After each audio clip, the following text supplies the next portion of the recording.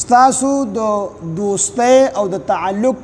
اصل حقدار هغه الله رب العزت دی او د الله رسول دی. یعنی کو تاسو دوستی کوئ نو د الله سره ډونګې دوستی وکړئ، د زړه تعلق دا د الله سره پیدا کړئ، او د دویم نمبر د الله د پیغمبر سره دوستی وکړئ. نو د الله د پیغمبر سره دوستی کول دا په حقیقت کې د الله سره دوستی ده. نو کو تاسو خامخا دوست جوړول غواړئ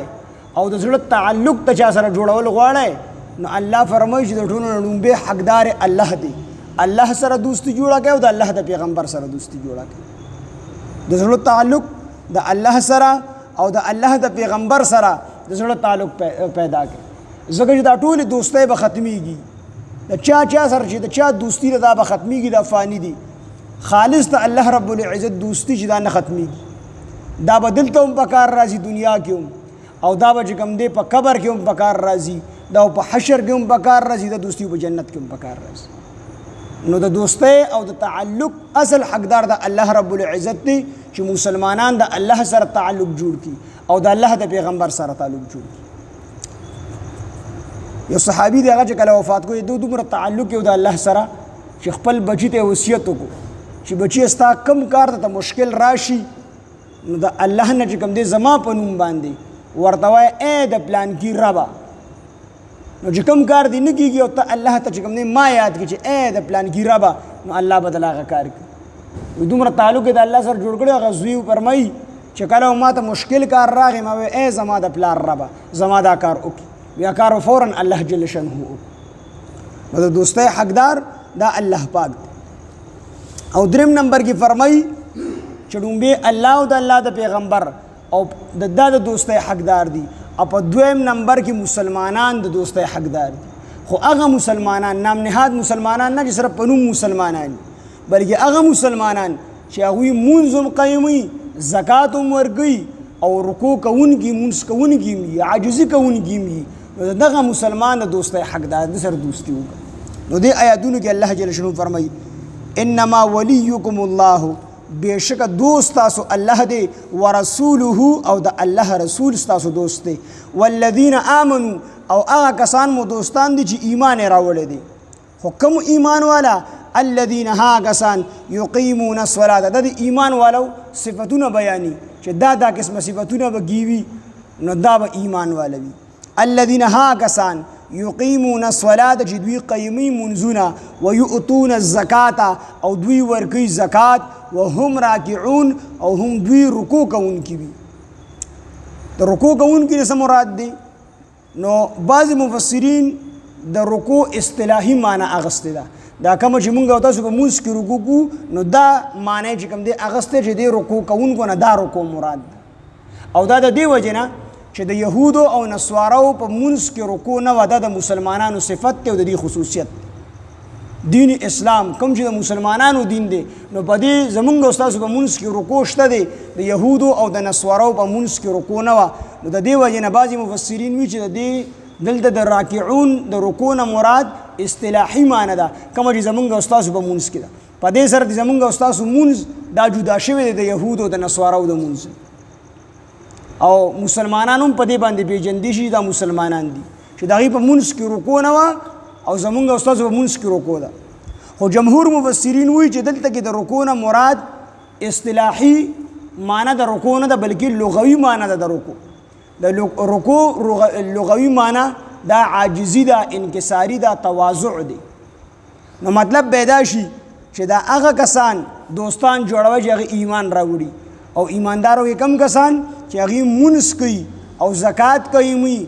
او بیا په الله برید نه تاوي چې الله ګوره د هر څه دله کوم، بیا پکې تکبر نه وي، د دې هر څه باوجود عاجزي وي پکې. وهم راکعون، دی عاجزي کوونکي وي، عبادتونه هم ډېر زیات کوي، د الله سره تعلق هم زیات دی، خو د دې هر څه باوجود بیا پکې هم عاجزي ده، عاجزي کوي. نو د رکوع معنی راکعون معنی څه شوه؟ د جمهور مفسرینو په نسبت باندې د راکعون معنی تواضع، عاجزي، انکساري شو. یعنی څوک چې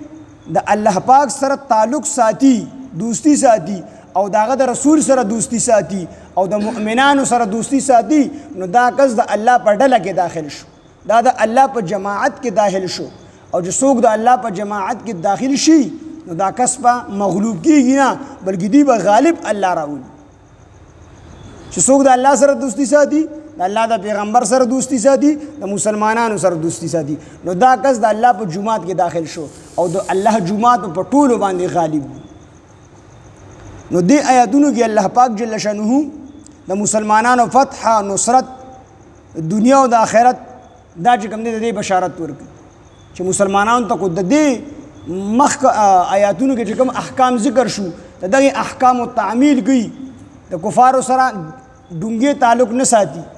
بلکې تعلق د کفارو په ځای د الله سره ساتي د الله د پیغمبر او د مسلمانانو سره تعلق ساتي نو دا خلق د الله په جماعت کې دا خلق باندې مغلوبه کیږي او دا ټول خلکو چا په رجستر کې وي په هغه زمانہ کې په خپل سترګو باندې ولیدل نبی علیه السلام په دور کې مکه فتح شو نور دنیا شي فتوحات وشو بیا د صدیق اکبر رضی الله عنه په دور کې څومره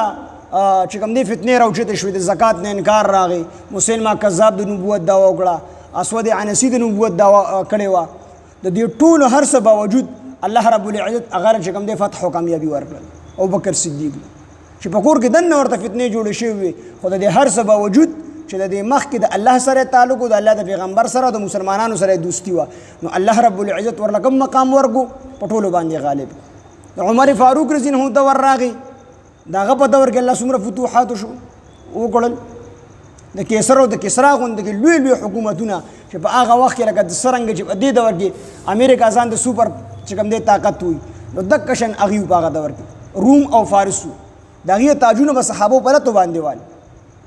هغه چې کوم نیست او نابود کو حضرت عمر رضی الله عنه په دور کې نو هغه الله غالب بیا تر کومه پورې چې مسلمانانو دغه اصول پاسداری کوله په دغه اصول باندې روان د الله سره تعلق د الله د پیغمبر سره د مسلمانانو سره د کفارو سره د زړه تعلق نه لکه زمونږ په شان زړه تعلق ور سره نو هغه ته الله فتح او کامیابی ورکړي او الله په ټولو باندې غالب کړي خو چې کله د الله اصول مات کړل نو الله ټول مسلمانان مغلوب کړل نن په دنیا کې دومره شي مسلمانان ملکونه دا غي باوجود مسلمان غربول کیږي مسلمان والی کیږي غټه وجه دا چې د الله سره تعلق نشته دی د الله د پیغمبر سره تعلق نشته دی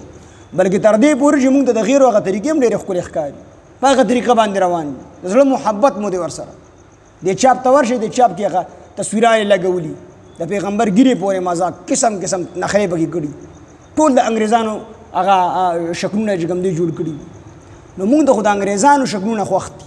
نو من تشبه بقوم فهو منه چا چې د کوم قوم مشابهت اختیار کو په ورځ د قیامت په هغې سر راځي نو تر کومې پورې چې د دغه اصولو چې کوم دی مسلمانانو خیال ساتو نو الله په ټول دنیا باندې ورته غلبه ورکړې و د عمر رضی الله عنه دور کې 22.5 लाख مربع میل باندې هغه چې کوم دی حکومت حضرت عثمان رضی الله عنه په دور کې 45,44,000 مربع میل باندې حکومت او د حضرت امیر معاویه رضی الله عنه په دور کې 65,64,000 مربع میل باندې حکومت دغه اصول پاسداری کوله په دغه اصول باندې روان